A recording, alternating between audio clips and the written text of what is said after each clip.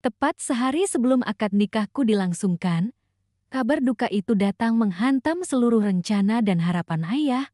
Wali nikahku meninggal dunia. Semua orang sibuk mengurus jenazah, sementara aku tenggelam dalam kecemasan yang lebih dalam dari sekadar kesedihan.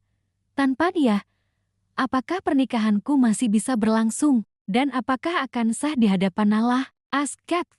Namaku Alia Rahmah. Usia 24 tahun. Seumur hidupku, aku tak pernah jauh dari sosok ayah. Bukan hanya sebagai orang tua, tapi juga sebagai guru, teman, sekaligus pelindung. Ayah adalah segalanya bagiku, penuntunku dalam agama, pemberi semangat kala aku terjatuh, dan satu-satunya pria yang aku percaya sebelum calon suamiku datang dalam hidupku.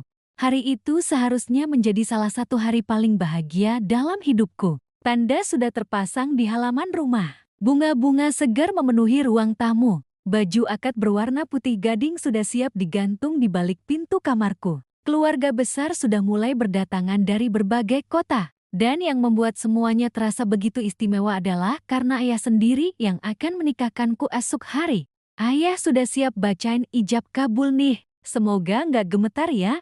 Candanya semalam sambil membetulkan kerah batik. Nggak mungkin ayah gemetar. Bukankah ayah udah nikahin banyak orang? Aku tertawa. Iya, jawabnya sambil tersenyum. Tapi kali ini beda. Nak, ini putri ayah sendiri. Aku terdiam. Lalu kupeluk tubuhnya. Terima kasih, ayah, untuk semuanya. Ayah mengelus kepalaku. Alia, menikah itu bukan sekadar janji, tapi ibadah panjang. Jangan hanya berharap pada cinta manusia, tapi berharaplah pada cinta Allah yang menjaga. Aku mengangguk dalam pelukannya. Tak pernah kusangka, itu adalah pelukan terakhir dari seorang wali yang paling aku cintai. Begitu sampai di kamar mereka, tubuh ayah sudah terbaring tak sadarkan diri. Wajahnya pucat, bibirnya membiru. Ibu memeluk tubuhnya sambil menangis histeris. Pukul 5 subuh keesokan harinya, rumah kami gaduh bukan karena persiapan akad, tapi karena jeritan ibu dari kamar. Ayahmu, Alia, ayahmu. Aku terbangun dengan panik. Hatiku remuk, tubuhku gemetar, doa-doa tak henti kulafazkan sepanjang jalan. Kami membawanya ke rumah sakit dengan ambulan. Tapi wali yang seharusnya mengucapkan ijab, kini telah kaku dalam balutan kain putih. Ya Allah, jangan ambil ayahku hari ini. Hari yang seharusnya menjadi hari bahagiaku. Namun, takdir telah ditulis. Ayah dinyatakan meninggal dunia karena serangan jantung. Pagi itu juga, sehari sebelum akad nikahku, aku nggak tahu harus bilang apa. Aku sangat kehilangan beliau. Beliau seperti sosok ayah juga buatku. Dunia seperti runtuh, bukan hanya duka, tapi kehampaan yang tak bisa dijelaskan dengan kata. Aku duduk terisak di ruang tunggu UGD. Baju akad yang seharusnya kugunakan esok hari masih tergantung di kamarku. Ibu memelukku erat, suaranya pecah. Wali nikahnya wafat. Apakah akad bisa tetap dijalankan besok? Tanya Paman Fadli, adik ayah, ayahmu. Bahkan semalam masih semangat baca ulang teks ijab. Dia sungguh ingin menikahkanmu sendiri,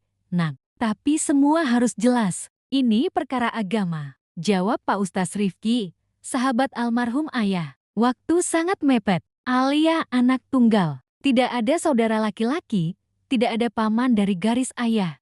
Lalu terisak dalam sujud yang panjang di atas sajadah. Secara syar'i, ini masuk ke wilayah wali hakim. Siapa yang bisa menjadi wali nasab? Aku tak bisa berkata-kata. Hanya tangisan yang keluar. Sementara itu, Fahmi dan keluarganya datang tergesa-gesa. Ia menghampiriku dengan mata merah dan wajah bingung. Alia, tapi restunya sudah diberikan. Semalam kamu mendengar sendiri. Dia sangat rida dengan pilihanmu. Aku hanya mengangguk pelan, lalu menunduk lagi. Menjelang siang, diskusi besar terjadi di ruang tengah rumah. Paman-pamanku, pengurus masjid, dan perwakilan KO berkumpul. Bagaimana ini? Kalau wali utama sudah meninggal, maka harus dicari wali nasab terdekat. Kalau tidak ada, bisa dengan wali hakim. Tapi besok akadnya, kakeknya sudah meninggal. Aku mendengarkan semua percakapan itu dari balik pintu kamar. Tubuhku lemas, jantungku berdegup tak karuan. Menikah tanpa ayah, tanpa wali kandung. Apakah Pernikahanku nanti sah di mata Allah? Aku memejamkan mata.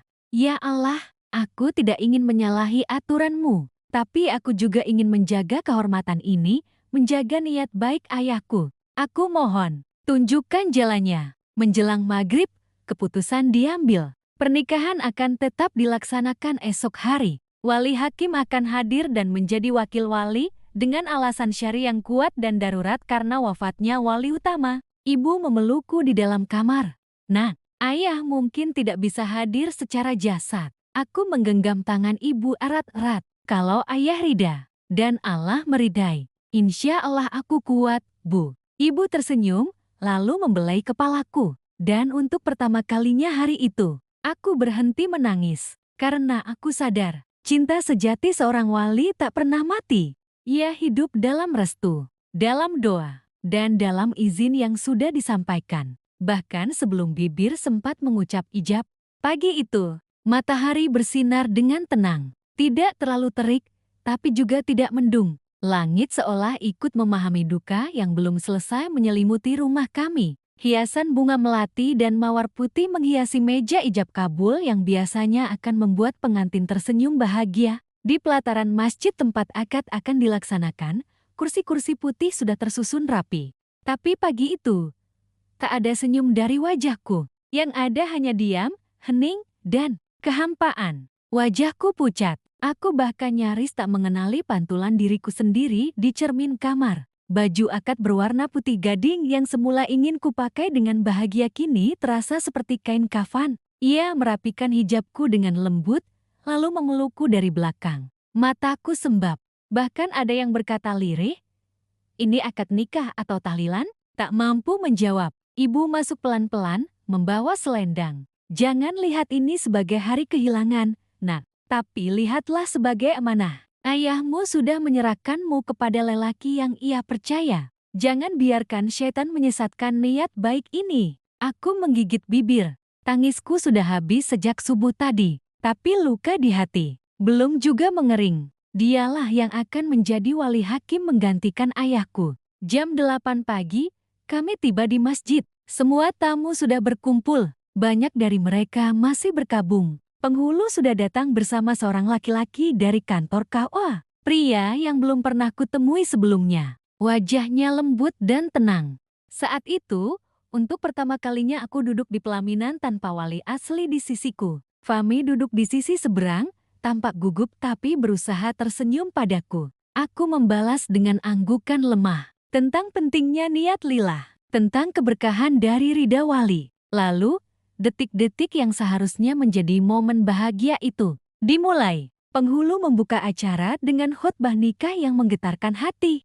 Ia bicara tentang sakralnya pernikahan. Dan saat ia menyebut namaku, Alia binti Mahmud dinikahkan kepada Fahmi bin Zainal dengan mahar sebuah cincin emas yang dibayar tunai. Hatiku seperti ditusuk. Wali aslinya telah wafat, dan saya selaku wali hakim dari KUA kecamatan bertindak menjadi wakil wali dengan izin syariat dan hukum negara. Aku tak kuat menahan air mata.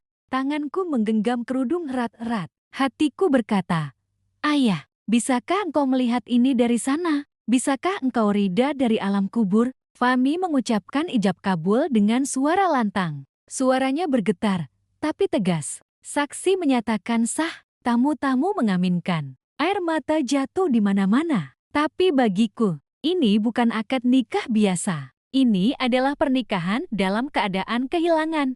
Setelah semua selesai, aku dan Fahmi menepi sejenak. Duduk di teras masjid yang masih sepi. "Alia, aku tahu ini bukan yang kamu impikan. Tapi aku janji, aku akan menjalankan amanah dari ayahmu." Meski aku tidak pernah sempat mengucapkannya langsung. Aku memandangnya dalam diam. "Terima kasih, Fahmi." Ia menunduk. "Kalau suatu hari kamu merasa tak siap, atau ada yang salah, bilang padaku. Aku ingin kita belajar bersama." Aku mengangguk pelan, tapi dalam hatiku keraguan masih besar. Sahkah pernikahan ini? Bukan secara hukum, tapi secara batin dan iman. Apakah ayahku benar-benar ridha? Apakah Allah meridhai pernikahan yang diwakili oleh orang asing? Maafkan ayah karena tak bisa menyaksikan langsung, tapi ayah ridha. Sejak kamu memilih Fahmi, ayah tahu kamu sudah dewasa. Malam harinya, rumah kembali hening. Tidak ada pesta, tidak ada musik, hanya zikir dan tahlilan untuk almarhum ayah. Aku duduk di kamar, masih mengenakan pakaian akad. Ibu masuk pelan-pelan membawa satu bungkusan kecil. Ini ditinggalkan ayah untukmu. Dia minta ibu memberikannya setelah kamu menikah. Aku membuka bungkusan itu dengan gemetar. Isinya, sebuah mushaf kecil yang sudah lusuh, dan sepucuk surat tulisan tangan. Tanganku langsung bergetar saat membaca. Alia, anakku, jika kamu menerima ini, berarti kamu sudah menjadi istri. Selamat menempuh ibadah panjang, nah. Jagalah rumah tanggamu. Jangan ikuti hawa nafsu. Jangan biarkan syaitan menyusupkan keraguan hanya karena ayah tidak sempat mengucap ijab. Allah tahu betapa ayah rida dan ikhlas. Cintalah suamimu karena Allah, maka kamu akan selamat dunia akhirat. Peluk dari surga. Ayah, aku tak mampu lagi menahan tangis. Dan malam itu, dalam tangisan panjang yang menghujani mushaf kecil itu, untuk pertama kalinya aku berkata dalam hati, Ya Allah, kuatkan aku. Jika Engkau ridha, maka aku akan melangkah. Pernikahan bukan dongeng yang selesai setelah ijab kabul. Pernikahan adalah pintu awal dan di baliknya ada ujian yang tidak semua orang siap jalani. Aku kira setelah akad itu selesai dan aku membaca surat peninggalan ayah, hatiku akan tenang. Ternyata tidak. Yang tersisa dari hari-hari awal pernikahan hanyalah keheningan. Rumah kami sunyi, bukan karena tidak ada cinta, tapi karena hatiku belum benar-benar pulih dari kehilangan. Fahmi, suamiku, adalah laki-laki yang baik. Ia selalu sabar, tidak pernah membentakku, dan selalu mengajakku salat berjamaah setiap waktu. Tapi, entah mengapa, ada jarak yang terus saja terasa. Aku mulai tinggal bersamanya di rumah kontrakan kecil di ujung kampung. Sederhana tapi bersih. Ibu sesekali datang menjenguk. Tetangga mulai mengenal kami sebagai pasangan baru yang menikah dalam duka. Setiap pagi Fahmi mengantar aku ke tempat kerja sebuah sekolah tahfiz kecil di pinggiran kota. Sore hari kami biasanya makan bersama, kemudian mengaji di ruang tengah. Masih kosong. Tapi meski semua itu tampak indah di luar, hatiku, aku sering termenung. Kadang tiba-tiba menangis sendiri. Kadang mendadak marah hanya karena hal kecil. Aku bahkan pernah menangis hanya karena melihat sepasang ayah dan anak perempuan sedang duduk di taman dekat rumah. Fahmi tahu, ia tidak bodoh. Alia, katanya suatu malam, sambil memegang tanganku,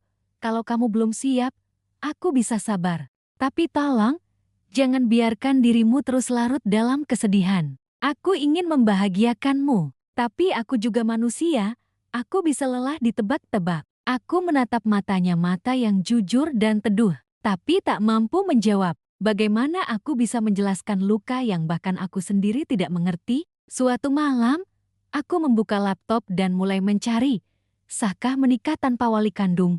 Apa hukum menikah dengan wali hakim? Pernikahan darurat karena wali wafat? Puluhan artikel ku baca. Sebagian meyakinkan, sebagian membuatku makin bingung. Ada yang berkata sah karena darurat dan ada wali nasab jauh. Ada yang berkata harus diulang bila ada keraguan. Ada yang menulis dalil dan pendapat ulama dengan bahasa yang sulit kupahami. Aku mulai tenggelam dalam prasangka. Bagaimana jika pernikahanku ini tidak sah? Bagaimana jika anak-anakku kelak disebut tidak sah juga? Bagaimana jika ayah sebenarnya tidak ridha? Meski menulis surat itu, lalu menceritakan semuanya tentang wafatnya ayah sebelum akad, tentang wali hakim, dan tentang keraguan yang terus menghantui hatiku hingga hari ini. Pikiran-pikiran itu mulai merusak ketenanganku. Pagi berikutnya, aku menemui Ustazah Hanan, guru tahsinku di sekolah tahfiz. Ustazah, kataku pelan setelah kelas selesai, bolehkah aku bertanya hal pribadi? Silakan, Nak, jawabnya lembut. Aku menarik napas dalam-dalam. Kamu menikah dengan wali hakim karena keadaan darurat, bukan karena membangkang, dan ayahmu telah ridha. Bahkan sebelum wafat, bukankah itu lebih dari cukup? Ustazah Hanan tersenyum tenang. Anakku, hukum syari itu tidak dibangun dari perasaan, tapi dari dalil dan pemahaman yang lurus. Aku mengangguk pelan. Tapi, jika perasaanku menolak, Apakah itu artinya Allah juga menolak? Tidak. Nah, Ustazah menatapku dalam. Itu hanya bisikan dari syaitan yang ingin merusak keikhlasanmu. Aku terdiam. Air mataku menetes. Entah kenapa, kata-katanya seperti pelukan hangat yang selama ini aku rindukan. Malam itu aku merenung. Fahmi tertidur lebih dulu di sampingku. Aku membuka kembali surat ayah, lalu membaca mushaf kecil peninggalannya. Saat membaca surah An-Nur ayat 26, aku tercekat. Dia bilang kamu bisa dianggap berzina kalau tidak segera memperbaiki akad. Suaranya bergetar. Wanita-wanita yang baik untuk laki-laki yang baik, dan laki-laki yang baik untuk wanita-wanita yang baik. Apakah Allah sedang berbicara padaku malam ini? Aku menoleh ke arah Fahmi, lelaki yang setia, sabar, dan tidak pernah menuntut apa-apa dariku. Dan karena dia belum diberitahu waktu itu, maka akad kemarin dianggap tidak sah. Mungkin selama ini aku terlalu sibuk mencari bukti syar'i, hingga lupa bahwa keberkahan juga bisa dirasakan lewat ketenangan hati dan kebaikan pasangan. Namun, keesokan harinya, ketika aku mulai berusaha membuka hati, ujian itu datang. Ibu menelpon, Alia, pamanmu dari Solo datang. Dan dia bilang, pernikahanmu harus diulang, karena katanya, wali hakim tak sah. Tubuhku gemetar, kakiku lemas. Apa maksudnya, Bu? Dia marah besar. Katanya, sebagai kakak tertua dari garis ayah, dialah wali nasab Samu. Darahku serasa berhenti mengalir. Dadaku sesak. Apakah benar? Pernikahanku tidak sah? Aku memandangi layar ponsel yang masih aktif, padahal panggilan dari ibu sudah berakhir sejak 5 menit lalu. Pesannya masih bergema jelas di telingaku. Pamanmu bilang akad itu harus diulang. Lidahku keluh. Nafasku tercekat, seakan-akan aku ditarik kembali ke ruang masjid tempat ijab kabul diucapkan. Namun kali ini semua orang menatapku dengan tuduhan. Pernikahanmu tidak sah, tubuhku lemas. Aku duduk di pinggir tempat tidur sambil memegangi kepala. Kenapa baru sekarang? Bisikku lirih. Fahmi masuk ke kamar, melihatku yang pucat dan terpaku. Alia, kenapa? Sayang, aku menoleh pelan. Fahmi, paman dari Solo. Katanya akad kita tidak sah. Dia bilang, harus diulang. Wajah Fahmi langsung berubah. Ia duduk di sampingku, meraih tanganku. Dengar, kita sudah bicara dengan KUA, dengan Ustaz, dan semua pihak. Kita tidak sembarangan. Tapi, dia katanya wali nasab. Dia merasa terlewati. Dan dia bilang, aku sudah melangkah tanpa izin keluarga besar ayah. Aku tidak tahu dari mana datangnya kekuatan saat itu. Mungkin karena rasa takut yang terlalu besar. Aku takut. Fahmi, apa pernikahan ini benar-benar tidak sah? Bagaimana kalau selama ini kita hanya hidup dalam dosa?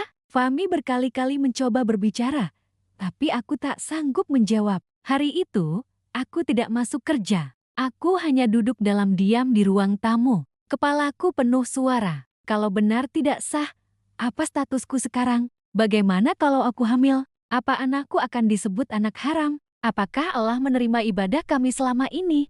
Di luar, hujan turun deras. Seolah langit pun ikut menangis bersamaku. Aku membuka grup kajian daring, mencoba mencari penjelasan hukum perwalian. Tapi semakin banyak yang kubaca, semakin bingung aku dibuatnya. Jika wali nasab masih ada, maka wali hakim tidak bisa serta-merta menggantikan. Wali nasab yang jauh bisa tetap berlaku sebagai wali jika diketahui keberadaannya.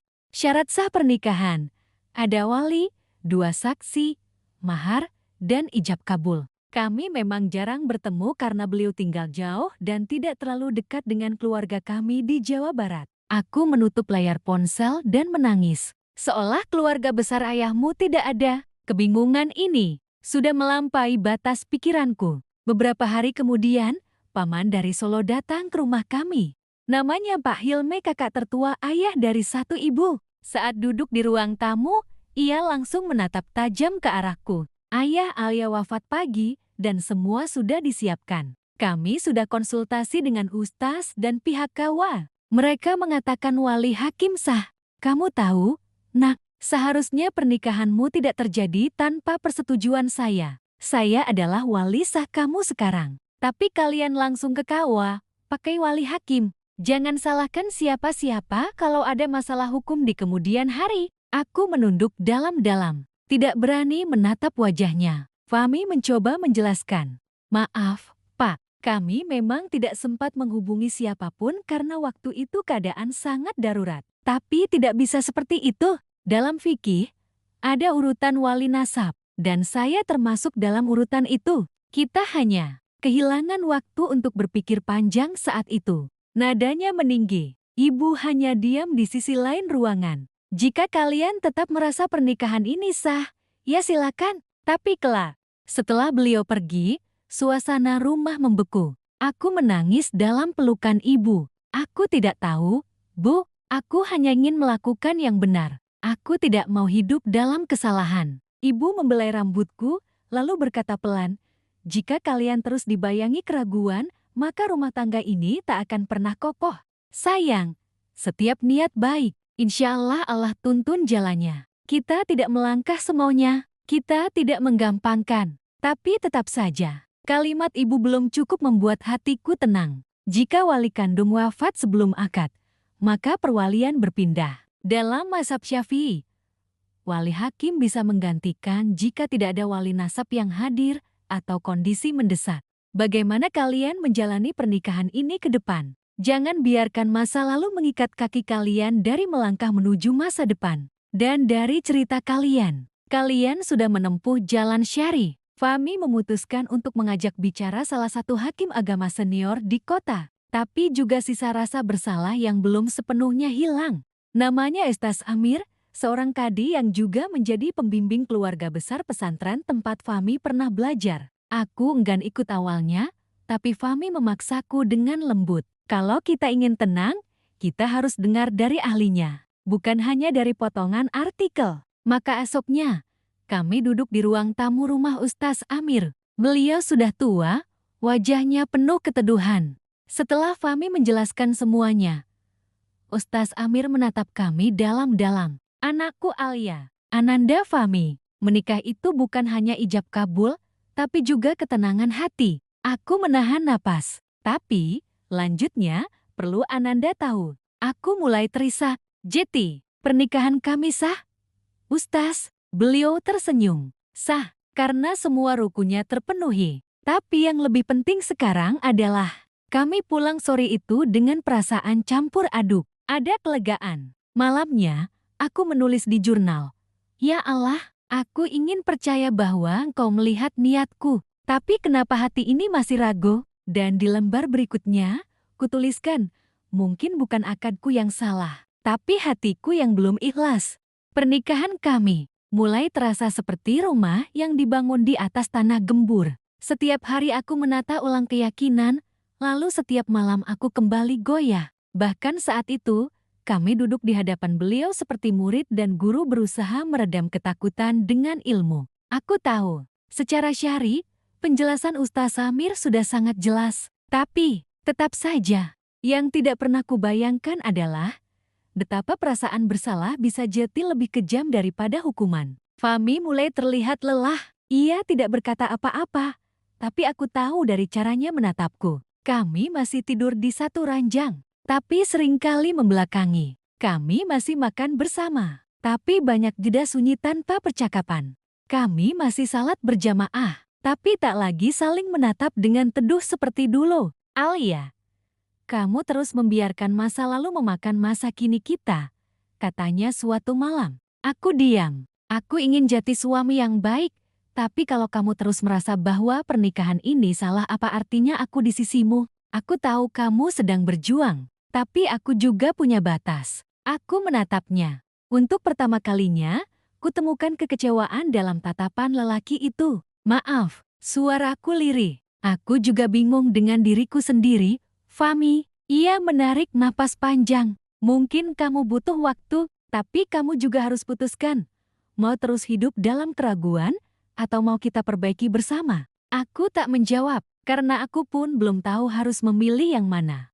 Beberapa hari kemudian, aku nekat mengutarakan sesuatu yang mungkin terdengar gila. Fahmi, bagaimana kalau kita ulang akadnya? Fahmi terdiam. Kali ini bukan karena kaget, tapi karena kecewa. Kamu serius? Tanyanya perlahan. Aku mengangguk. Bukan karena aku ragu padamu, tapi karena aku ingin kedamaian batin. Seakan-akan semua yang sudah kita bangun itu tidak berharga. Aku ingin membayar keraguan ini dengan sesuatu yang membuatku bisa yakin sepenuhnya. Sekali lagi, dengan wali yang tepat, dengan restu yang utuh, dengan ketenangan yang total. Kamu tidak percaya padaku. Bahkan setelah kita saling terikat, saling mengikat, kamu masih mempersoalkan caranya. Fahmi menatapku lama. Alia, kamu tahu, selama ini aku bersabar. Aku mencoba jati suami yang mengerti. Tapi kalau kamu terus merasa bahwa kamu harus mengulang, aku menangis. Bahkan di rumah, ia lebih banyak berzikir daripada berbicara denganku. Bukan begitu maksudku. Aku seperti berjalan sendiri di rumah kecil itu. Tapi begitu rasanya, Alia. Suaranya pelan tapi tajam. Aku tak bisa menjawab. Di malam itu, kami tidur tanpa bicara sepatah kata pun. Dan paginya, Fahmi tak menungguku sarapan seperti biasanya. Hari-hari berikutnya berjalan dingin. Tak bisa berkata apa-apa. Ia mulai pulang lebih larut, lebih sering berada di masjid atau tempat kerja. Kau sudah diberi penjelasan oleh Ustaz, tapi kamu masih bertanya-tanya. Lalu kapan kamu akan tenang? Tak punya tenaga lagi untuk basa-basi. Jangan-jangan bukan pernikahannya yang bermasalah, tapi hatimu yang belum bisa menerima takdir. Di satu sisi, aku merasa berdosa karena terus menyakiti hatinya. Di sisi lain, aku merasa belum bisa berdamai dengan keadaan ini. Dan yang lebih menyakitkan, ketika ibu akhirnya berkata dengan nada yang sangat dalam, Fahmi pulang lebih malam dari biasanya. Sayang, apa kamu ingin mencari alasan agar bisa lari dari tanggung jawab sebagai istri? Bajunya basah karena hujan, tapi ia tetap sempat membeli makanan untukku. Kami saling menggenggam tangan dengan sungguh-sungguh. Kalimat itu menamparku lebih keras dari apapun. Bu, bukan begitu. Tapi aku ingin taat. Jika engkau rida, maka mantapkanlah hatiku. Jangan biarkan setan merusak ibadah ini. Jangan biarkan aku menyakiti suamiku lagi. Ayahmu sudah rida sebelum wafat. Makan dalam diam. Aku terseduh. Tapi aku juga manusia. Aku ingin istri yang mau berdamai dengan masa lalunya. Aku ingin rumah tangga yang dibangun atas syukur, bukan keraguan. Karena mungkin ibu benar. Puncaknya terjadi di suatu malam. Wajahnya lelah. Aku beli makanan kesukaanmu. Aku hanya menatapnya. Tapi ini yang terakhir. Setelah itu, jangan ada lagi jika dan seandainya. Aku ingin istri, bukan teka-teki. Kami duduk berhadapan. Sampai akhirnya ia berkata, Alia, aku mencintaimu karena Allah. Air mataku menetes. Fahmi, kalau seandainya kita ulang akad, kamu mau? Fahmi meletakkan sendoknya perlahan, menatapku dalam-dalam. Kalau itu bisa membuatmu yakin, aku mau. Aku mengangguk. Dan untuk pertama kalinya setelah sekian lama, malam itu, aku sujud lebih lama dari biasanya. Kupanjatkan doa panjang, Ya Allah, aku lemah. Dan entah mengapa, di ujung sujud itu, aku merasa seolah ayahku sedang berdiri di ujung sajadah, mengangguk, tersenyum, dan berkata, Ayah Rida, nak, hari yang kutunggu sekaligus paling kutakuti, akhirnya datang juga. Dengan segala keberanian yang tersisa, aku dan Fahmi memutuskan untuk mengulang akad nikah, bukan karena tidak sah secara hukum, tapi karena kami ingin menambal celah keraguan yang selama ini menghantui. Untuk pertama kalinya, kami benar-benar ingin mulai dari titik yang baru.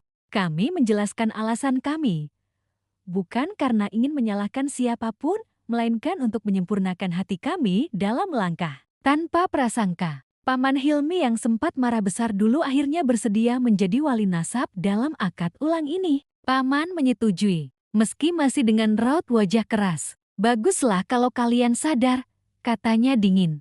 Fahmi meremas tanganku pelan dari samping, menegaskan, kita ada di sini bersama. Tidak ramai seperti akad pertama. Hanya keluarga dekat dan beberapa saksi yang diperlukan. Lebih baik terlambat daripada kalian terus hidup dalam dosa tanpa merasa bersalah. Aku menunduk. Tak ada hiasan bunga. Tak ada riasan mencolok. Tanda kecil kami pasang kembali di halaman rumah. Karena pernikahan bukan tentang mengulang lafaz, tapi tentang mengokohkan ikatan. tapi sebuah pengakuan keikhlasan. Aku mengenakan gamis putih polos. Aku ingin hari ini bukan jadi ajang pesta. Ustaz Amir hadir kembali, mendampingi proses dengan wajah tenang. Sebelum ijab kabul dimulai, beliau berkata, "Hari ini, kita bukan sekadar mengulang, tapi menyempurnakan niat.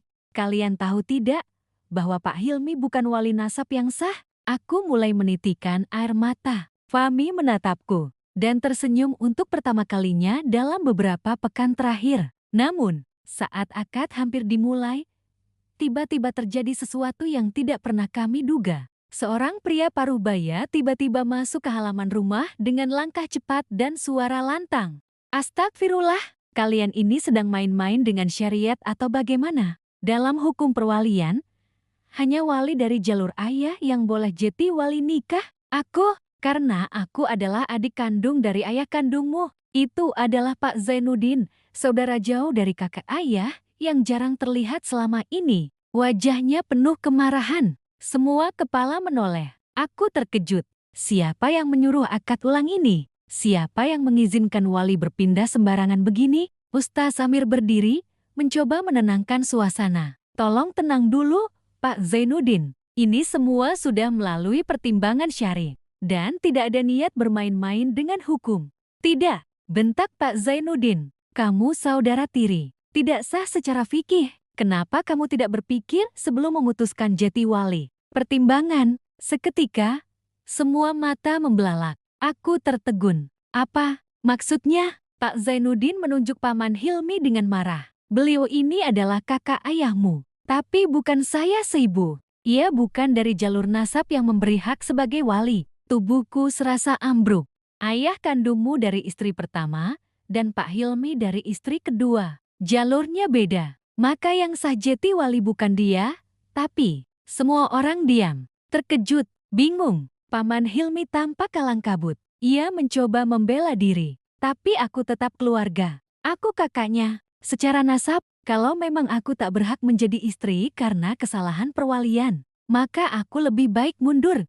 Ini hanya soal proses, bukan soal kesalahanmu." Air mataku mulai jatuh deras. Aku menatap Fahmi, yang juga terlihat kebingungan. Aku takut anak-anak kita nanti lahir dalam status yang digunjingkan. Maka biarlah aku menepi. Aku hanya ingin menjalani agama ini dengan tenang. Aku merasa seperti dijatuhkan dari langit tinggi tanpa bantalan. "Lalu, akad ini harus diulang lagi," bisikku pelan. Aku kembali ke rumah ibu. Ustaz Amir memegang bahuku. "Tenang dulu, Nak. Mari kita periksa secara fikih. Jangan membuat keputusan dalam kekacauan." Tapi kekacauan sudah terlanjur terjadi. Ibu terduduk di kursi, menahan tangis. Paman Hilmi berdiri terpaku. Wajahnya merah dan malu. Pak Zainuddin menatapku tajam. "Kalau kalian tetap melanjutkan akad hari ini tanpa wali sah, maka itu zina terang-terangan. Aku tidak akan rida." Aku bangkit dengan sisa-sisa kekuatan. "Berhenti!" Semua orang menoleh. Sudah cukup. Sudah 2 kali aku mencoba menikah dengan niat paling tulus. Tapi selalu saja ada yang salah. Kalau memang pernikahanku tidak sah." Fahmi langsung berdiri. "Alia, jangan." "Fahmi, aku lelah. Aku takut terus-terusan hidup dalam pernikahan yang dipertanyakan." "Alia, jangan bicara begitu." Aku menangis. Suaraku parau. Ayah sudah wafat. Wali asli tidak bisa kembali. Kalau setiap keputusan harus dikotori ego keluarga. Sore itu, akad batal. Fahmi duduk sendiri di kamar depan. Dan untuk pertama kalinya, kami terpisah. Bukan karena perceraian, tapi karena keraguan yang belum selesai. Hari itu, aku menulis di jurnal. Terkadang, keinginan untuk taat malah mengantar kita ke luka yang dalam. Ya Allah, aku hanya ingin ridamu. Tapi kenapa jalannya penuh duri begini? Pagi-pagi buta aku sudah berdiri di depan cermin, mengenakan kerudung biru langit yang Fahmi belikan untukku saat kami baru menikah. Wajahku masih terlihat sembab, tapi kali ini bukan karena menangis dalam luka, melainkan karena tangis syukur yang tak terbendung. Sudah 1 minggu aku kembali ke rumah. 1 minggu kami menata ulang pondasi rumah tangga kami. Dan sungguh, semuanya terasa lebih utuh dari sebelumnya. Kami tidak lagi membicarakan akad yang lalu, Tidak lagi mengungkit siapa yang benar atau salah. Tidak pula mempermasalahkan nasab wali atau status sah. Kini, yang kami pelajari adalah bagaimana menjadi suami istri yang mampu saling menguatkan dalam segala ujian. Sebuah tempat yang tidak hanya memberi honor cukup, tapi juga mendidik guru-gurunya dengan akhlak dan ilmu agama. Fahmi kini resmi diterima menjadi pengajar tetap di salah satu lembaga Islam berbasis pendidikan keluarga. Sedangkan aku mulai aktif kembali mengajar tahsin dan tahfiz untuk remaja putri. Dan dari situ, kami mendapat ide, Alia, bagaimana kalau kita bentuk komunitas keluarga sakinah di masjid dekat sini? Aku menoleh kaget. Komunitas? Ya, tempat bimbingan untuk pasangan muda. Lahirlah komunitas langkah bersama, yang pelan-pelan tumbuh jadi tempat curhat dan pembinaan untuk banyak pasangan. Yang mau menikah, yang baru menikah, atau yang sedang diuji pernikahannya. Kita bagikan pengalaman kita. Kita bantu mereka agar tidak jatuh ke lubang yang sama. Hatiku hangat mendengarnya. Dan seperti itu, karena badai bisa datang lewat angin yang paling lembut. Tapi seperti kata Ustaz Hamir, setelah tenang, jangan lengah. Ujian baru datang, bukan dari keluarga. Dan ia menawarkan posisi strategis sebagai konsultan keluarga dan edukasi Islam di kantornya dengan bayaran 10 kali lipat dari gaji sekarang. Bukan pula dari perbedaan pendapat syar'i, tapi dari ambisi dan ego diri. Suatu hari, Fahmi dipanggil oleh seorang tokoh politik dari ibu kota. Seseorang yang dulu pernah jadi donatur di lembaga tempat Fahmi mengajar. Namanya Pak Ridwan. Ia tertarik dengan gerakan komunitas Fahmi. Ia melihat ada potensi besar. Tapi jika aku bisa bawa nilai-nilai Islam ke dalam kebijakan mereka, bukankah itu jihad juga? Tapi jika jalan jihad itu penuh kompromi, kamu siap? Fahmi pulang dengan wajah berbinar. Banyak diam, bahkan mulai meninggalkan beberapa agenda kajian dan membatalkan jadwal ceramahnya di komunitas kami sendiri. Alia, ini bisa jadi kesempatan kita. Tapi aku diam. Karena aku sudah mendengar desas-desus tentang Pak Ridwan. Meski ia dikenal dermawan dan sering menyumbang masjid, tapi kabarnya, orientasi politisnya tidak sepenuhnya bersih. Fahmi, kamu yakin itu jalan yang berkah? Fahmi tersenyum, tapi wajahnya mulai tampak bimbang. Tapi kesempatan begini, belum tentu datang 2 kali. Kadang aku tidak yakin. Aku menatapnya. Beberapa malam kemudian, Fahmi gelisah. Bahkan sempat diwawancarai media nasional sebagai ustaz muda penggerak keluarga Islami. Tapi dengan kebanggaan, ia mulai banyak berpikir, aku harus rapat dengan tim Pak Ridwan. Mereka ingin desain program bimbingan pernikahan nasional. Nama komunitas kita akan dibawa ke tingkat kementerian. Aku mulai khawatir. Apa kamu yakin itu masih dalam kontrol kita? Fahmi menggelang. Entahlah, aku tahu. Hatinya sedang digoda. Bukan dengan uang. Dulu, Fahmi hanya guru kecil di lembaga pendidikan pinggir kota. Tapi kini, ia diundang ke gedung kementerian, duduk bersama para menteri dan pejabat. Jangan sekarang kita tergoda oleh dunia yang penuh sorak, tapi kehilangan roh dakwah yang dulu kita belah. Sebagian dari diriku ikut bangga, tapi sebagian lagi takut. Karena aku mengenal Fahmi sebagai lelaki yang lebih nyaman dengan sajadah daripada sorotan kamera. Puncaknya datang ketika Pak Ridwan mengirimkan draft kerjasama nasional. Ada klausul yang menyebut, semua materi komunitas kami harus disesuaikan dengan kebijakan nasional dan disetujui oleh Dewan Penasihat Politik. Aku membaca isi draft itu dengan dada panas. Tapi aku juga tidak ingin kehilangan engkau karena kami terlalu silau oleh dunia. Ini bukan dakwah lagi, ini sudah bisnis, kataku keras. Fahmi menatapku tajam. Jangan menuduh seperti itu, Alia. Kalau kamu izinkan nilai Islam dicampur urusan politik, lalu di mana idealismemu dulu? Jadi menurutmu aku tidak layak membesarkan gerakan ini, hanya karena aku ingin langkah kita lebih luas? Aku menahan napas. Ketegangan yang selama ini berhasil kami redam, kini mulai membara kembali. Fahmi, kita dulu bertahan dari caci maki karena ingin membangun rumah tangga yang bersih. Fahmi terdiam, matanya merah. Aku melanjutkan, suara gemetar. Kalau kamu tetap lanjut, aku tidak bisa ikut. Aku akan tetap di sini, dengan para istri muda yang butuh teman, bukan program kementerian. Malam itu, Fahmi keluar rumah, tanpa kata. tanpa salam. Dan aku kembali bersimpuh di sajadah dengan air mata yang tak kunjung kering. Ya Allah, aku tidak ingin kehilangan suamiku karena pilihan hidupnya.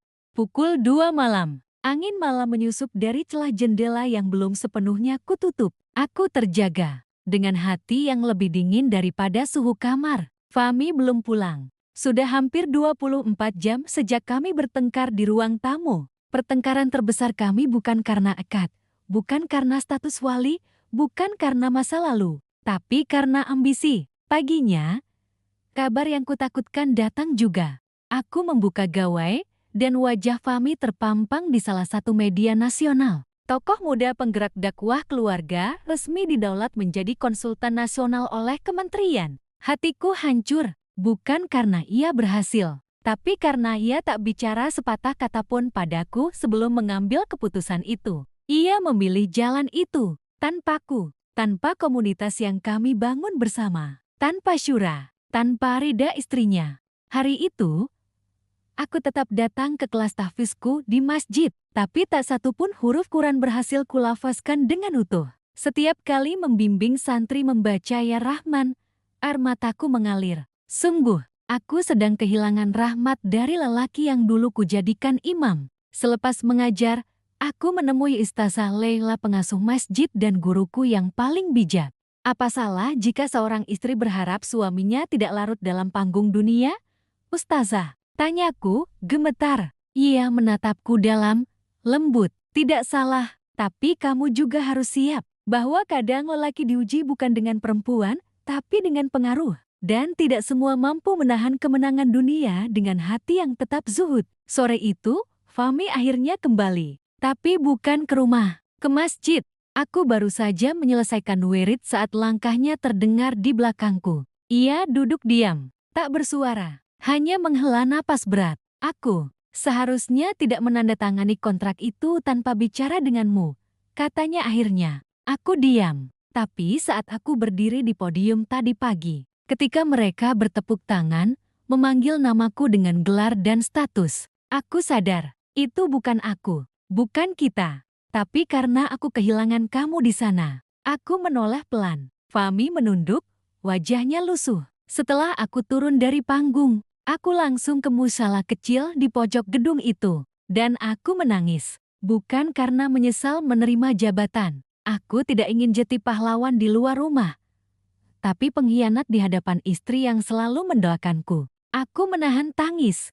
Alia, saat orang-orang menyebut namaku sebagai tokoh keluarga, aku sadar bahwa keluargaku sendiri sedang hancur karena egoku. Ia mengeluarkan selembar kertas, surat pengunduran diri. Mereka marah, tapi aku tidak peduli. Aku tak bisa menahan tangis. Kuberanikan diri mendekat. Dan untuk pertama kalinya sejak lama, kupeluk suamiku erat. Terima kasih. Karena memilih aku, karena memilih kita. Malam itu, kami berbincang lama tentang dunia, tentang dakwah, dan tentang niat yang harus selalu dijaga. Fahmi mencium keningku, lalu berkata, Alia, ternyata pernikahan kita bukan diuji lewat sah atau tidaknya akad, tapi lewat kesetiaan pada janji-janji kecil yang sering kita lupakan. Aku mengangguk, menahan air mata, dan di antara sepertiga malam itu, kami bangkit, menunaikan salat berjamaah, bukan sebagai pasangan yang sempurna, tapi sebagai dua insan yang ingin terus belajar mencintai dalam ridha Allah. Keesokan harinya, kami membuat pengumuman. Komunitas langkah bersama tetap berjalan, tapi tanpa embel-embel politik. Banyak yang mundur, banyak donatur pergi. Tapi kami tidak peduli, karena kami percaya yang dibangun dengan keikhlasan akan tumbuh dengan keberkahan. Beberapa bulan setelahnya, Allah menghadiahkan kami sesuatu yang tak ternilai. Di pagi yang teduh, 2 garis merah muncul di alat uji kehamilan. Aku hamil. Dengan tubuh gemetar, aku memperlihatkannya pada Fahmi. Ia menangis, lalu bersujud, lama, sangat lama. Dan saat ia bangkit, ia menatapku dengan mata berkaca-kaca. Alia, ini buah dari doa yang tidak pernah kita hentikan. Bahkan saat dunia hampir memisahkan kita. Aku duduk di beranda rumah mungil kami, ditemani angin pagi yang lembut menyusup lewat kisi-kisi jendela. Di pangkuanku, Seorang bayi mungil terlelap dengan damai. Nafasnya pelan. Dadanya naik turun sirama dengan degup jantungku yang masih belum percaya. Aku telah menjadi ibu. Namanya Fayyad Hilmi Az-Zubair. Fayyad, yang artinya melimpah. Karena cinta yang kami curahkan padanya memang datang tanpa batas. Dan Hilmi, sebagai bentuk penghormatan kepada almarhum ayah, wali pertamaku, yang sempat kutuduh diam-diam dalam hati. Tepat setahun setelah akad pertama kami mengadakan tasyakuran kecil untuk Fayyad. Tidak mewah, hanya beberapa keluarga, anak-anak santri, dan sahabat yang dulu mendampingi kami saat badai rumah tangga terasa tak tertanggungkan. Fami duduk di tengah lingkaran para ayah muda, menyampaikan tausiahnya dengan suara lembut tapi tegas. Saudaraku, rumah tangga itu bukan hanya soal sah atau tidak sah, dan telah berubah jati hikmah, tapi soal ridha Allah. Dan ridha itu letaknya bukan cuma di awal akad, tapi dalam setiap detik kita menjaga janji. Semua yang hadir diam, larut dalam kata-kata yang lahir dari luka. Apakah Teh Alia ingin hidup yang lebih mudah dari awal? Aku duduk di samping para istri muda yang selama ini jadi bagian dari komunitas. Salah satu dari mereka bertanya padaku lirih, Teh Alia, kalau boleh memilih, mungkin aku tak akan belajar mencintai Allah lebih dalam. Aku terdiam sejenak, menatap langit yang sedikit mendung. Kalau hidupku lebih mudah dari awal, mungkin aku tak akan tahu betapa berharganya sebuah kesabaran. Ia tersenyum. Jati, Teh Alia bersyukur atas luka-luka kemarin. Aku mengangguk, pelan, tanpa luka, tanpa ujian. Mungkin aku tak akan tahu bahwa suami bukanlah malaikat, tapi manusia yang bisa salah. Dan karena itu pantas dimaafkan. Dan tanpa keraguan, mungkin aku tak akan tahu rasanya bersujud dengan hati yang benar-benar mencari jawaban. Setelah acara usai, Fami menghampiriku. Ia membawa selembar foto bingkai kecil yang sederhana. Karena kamu tidak berhenti di tengah ujian itu. Isinya adalah foto ayah. Dan di bawahnya tertulis, "Ridhamu adalah doa yang membimbingku ke surga." Aku tak kuasa menahan tangis. Fami memelukku dengan satu tangan. Tangan lainnya menggendong Fayyad. Alia, terima kasih karena kamu tidak menyerah. Aku menggeleng sambil menahan isak. Justru, kamu yang patut aku terima kasih. Karena kamu memilih rumah ini, keluarga ini, daripada dunia yang menggoda. Kami berpelukan lama, di tengah halaman yang masih ramai oleh tawa anak-anak dan suara burung menjelang senja. Di akhir hari, kami kembali ke kamar. Fayyad sudah tertidur. Fami mengambil mushaf, lalu membaca surat Al-Ahzab ayat 35, yang selama ini menjadi pegangan kami. Laki-laki dan perempuan yang bersabar, yang khusyuk, yang menunaikan zakat, yang berpuasa, yang menjaga kehormatannya, yang banyak mengingat Allah siapkan untuk mereka ampunan dan pahala yang besar. Aku menutup mushaf itu, lalu menatapnya. Fami, pernikahan kita mungkin tidak sempurna, tapi aku yakin, insya Allah kita berjalan ke arah yang benar. Ia mengangguk.